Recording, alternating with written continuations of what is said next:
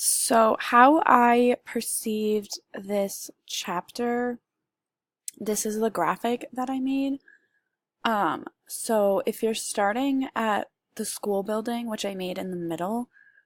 I kind of saw this chapter as a lot about obviously school and health services.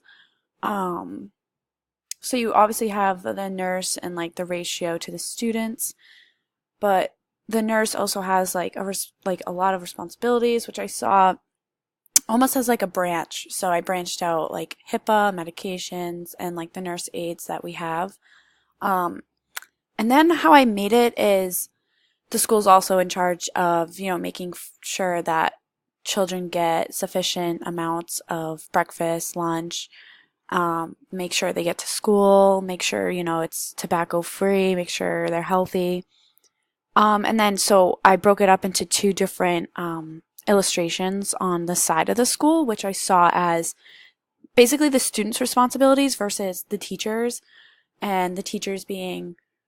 making sure there's good lighting, good colors in the classroom, positivity, reporting any suspicious activity that may be going on in the student's life, school size, and then what the students have to carry out is like basically the information that all the teachers give them. So you have students making sure they're going to the nurse if they're not feeling well or not listening to their music loud, like as loud, making sure they're clean.